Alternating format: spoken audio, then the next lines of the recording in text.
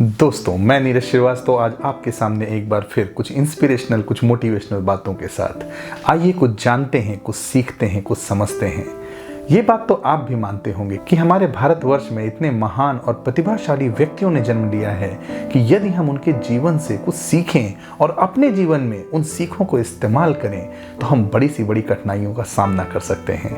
दोस्तों, ऐसे ही मैं आज एक सीरीज लेकर के आया हूँ जिसमें मैं आप लोगों से उन प्रतिभाशाली लोगों के बारे में, उनके जीवन के बारे में कुछ ऐसी बातें शेयर करूंगा जिससे आपका, मेरा और हम सबका भला होगा।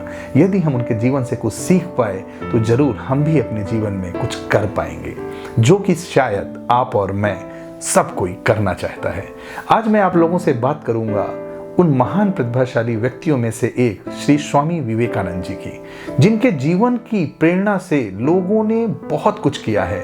उन्होंने न सिर्फ बच्चों को, युवाओं को, इवन बड़ों को भी अपने जीवन में बहुत सारे कार्यों से चकित भी किया है। आज मैं उन्हीं के जीवन में से एक घटना आपको सुनाता हूं जिससे शायद हम और आप कुछ सीख सकेंगे। एक बार क्या हुआ कि स्वामी विवेकानंद वाराणसी के एक घाट पर फलों की एक छोटी सी टोकरी लेकर के जा रहे थे।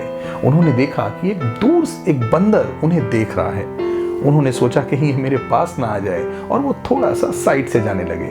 धीरे धीरे, जैसा कि होता है, बंदर फलों को देख के अपने आप को रोक नहीं पाया और आगे बढ़ने लगा। जैसे जैसे वो नजदीक आ रहा था, स्वामी विवेकानंद जी ने अपनी चाल, अपने कदम जो है वो तेज कर दिए। थोड़ी देर में उन्होंने पीछे मुड़ के देखा तो वहां पर 7 और 8 बंदर आ चुके थे। उन्होंने अपने कदमों को और तेज कर दिया।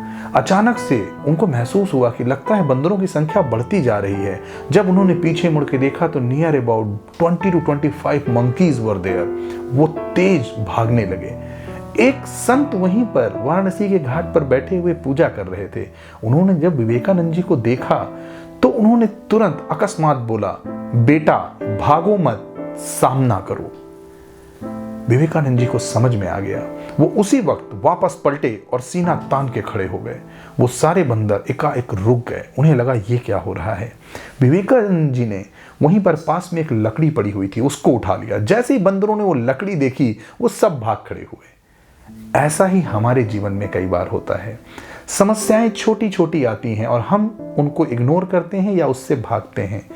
फिर कई सारी समस्याएं हमारे जीवन में जब हम आगे बढ़ रहे होते हैं ना, तो अपने आप ही बहुत सारी निगेटिविटीज एक साथ जुड़ करके हमें परेशान करना चाहती है।